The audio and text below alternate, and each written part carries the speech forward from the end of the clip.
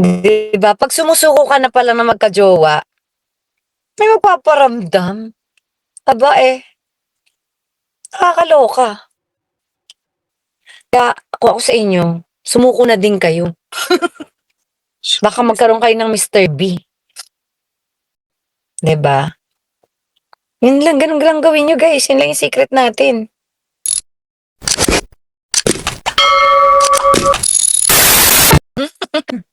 So sorry Mr. B. Sorry. Peace. It's Mercury retrograde. Sisihin natin ang Mercury retrograde. Diba? Diba suot ko yung sing-sing ni Mr. B? Di ba may sing-sing? Parang ano ba yun? Nagbebenta ba ako ng alahas? Ganun. Ang pangit na itsura ko sa mga kumakalat sa Facebook, guys. Pero wala na. Hindi na natin mababawi yan. Wala akong... Dali. Mabubulunan pa ako. So wala akong intention na, alam mo yun, parang nakakahiya naman i-share natin yun agad, di ba? So, hindi ko yung sinasadya, promise. Buti na lang magaling talaga si Mr. B magsulat, no? Buti na lang. So, sorry na lang Mr. B. Sorry na. Sorry na, best. Sorry na. Supporting, no? Best actress. Best actress ang napanalunan natin. My gosh. Hindi po. Diba? Best actress sa Mommy Dearest. Best actress po, hindi po. Nakakatuwa naman na may mga nakaka-appreciate sa mga ginagawa natin, sa trabaho natin. Maraming salamat, Universe. Wow! So, thank you so much. Hindi ko naman ina-expect yung mga award na yan. Pero, hindi talaga ako nangangarap ng mga award. Pero, ang sarap pala sa pakiramdam. Kasi kailan lang ako nakaka-receive, palawang award ko pa lang yan, guys. Na, na-appreciate nila yung ginagawa ko, na nare-rec. Diba, alam mo yun? Wala, sa totoo lang, ang tagal ko ng artista pero never ako nangarap ng mga award. Pero masarap pala yung pakiramdam. Kaya pala gusto nila. Ako kasi never, pero ulit hindi ako magsasawang maging role ko kasi gusto kong ipasigawan kung paano magmahal ang isang ina at kung ano ang mga gagawin ng isang nanay para sa kanyang anak. Yun po. Thank you. Maraming salamat po sa inyo, nanay. Talaga nanalo ka sa Christmas. Bakit? Galing mo eh. At teka lang na naman. Nakakasamid naman tong Sir B, tumawag na siya kanina nung dumating siya. And nakita na din niya yung kumakalat dahil ang dami na ding nagbe-message sa kanya. Nag-sorry na ako, nasad siya. Sabi niya, dapat to sa akin lang yun. Check ko, sorry na, hindi ko naman sinasadya. Hindi ko naman alam na ganyan yung mangyayari. So, wala na rin tayong magagawa.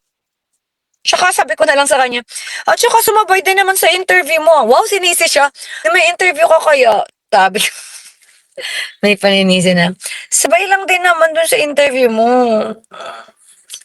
Kasalanan ko talaga, guys. Ayan yung binigay ni Mr. B.O., diba? Wala ko pa nga to, kaya kailan itago ko agad. So, ayun na nga. Yan lang.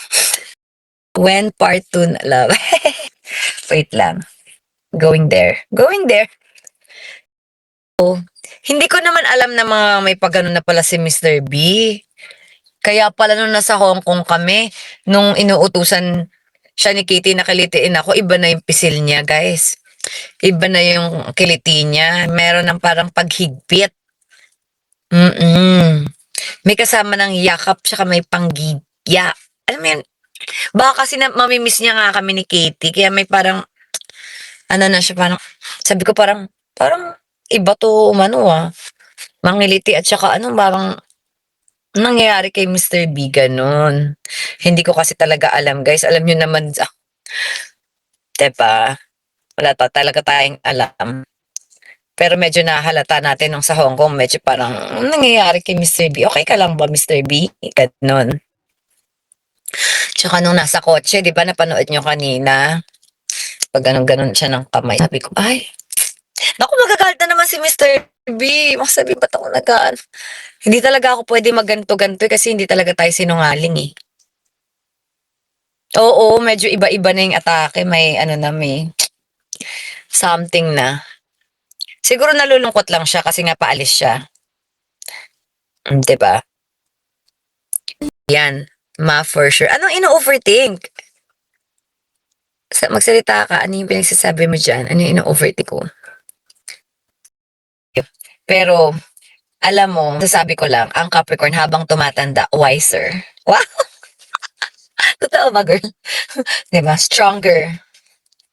Pero nung bata talagang marupok talaga, guys. Pero kaya naman pala kasi ganun ang pinagdaanan ng Capricorn nung bata pa, talagang matindi, nakipagbakbakan talaga sa buhay. Pag matanda pala, dun sila bumabata and I can say, parang it's true. Mas relax. Kasi nung bata ko parang stiff, sobrang, di ba, shy nga ako. Kahit nga ngayon, shy pa din ako. Mas malupit ng bata ako, sobrang shy ko. Mas maaga siyang nare-relax pala, ganun. So, I'm so happy naman na maaga pa ako pinagdaan ni Lord ng mga struggles natin in life. Ngayon, parang dead ba na sila ngayon? Parang ito na yung time ko na mag-enjoy na ako. Basta, mauna pa kayo sa sagot ko kay Mr. B. Antayin niyo muna, hindi ko pa nga nasasagot si Mr. B. Sasagutin natin siya ng liham din. Wah! Liham din. Liham ang binigay niya, liham ang sagot.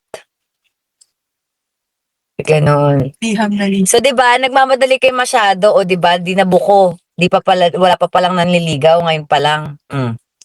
Mamadali ka. Talagang Pilipina 'to, guys. Pagbigyan niyo na, first time ko lang naging dalagang Pilipina.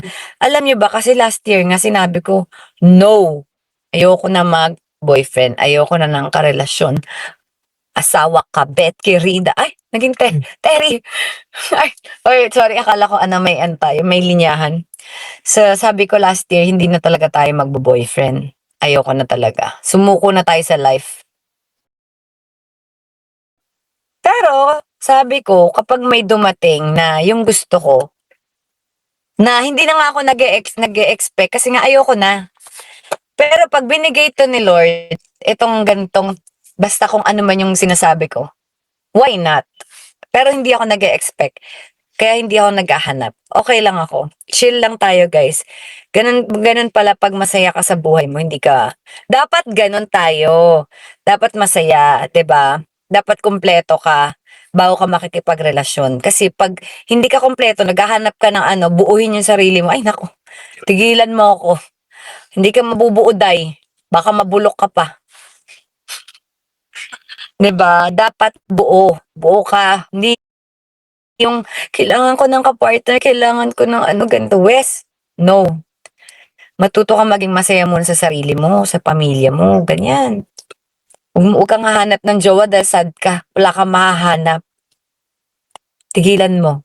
Wow, sino kausap mo? May kausap ba ako? Sinasabihan ko yung old self ko, guys. Dati yun. Hanap ako ng hanap ng mga Ang nahanap, puro mali. 'Di ba? Ngayon, di naghahanap. Ikaw yung hinahanap. Ako na pala yung hinahanap. Oh my gosh. May ganun pala. Pag di ka na naghahanap, may maghahanap sa'yo. Kaloka. Uy. Ha? Bakit yun? Ano? Diba? Kung kailan ka sumuko at hindi ka nagmamadali, may dadating. O, diba? Ganda mo, girl. Sabi.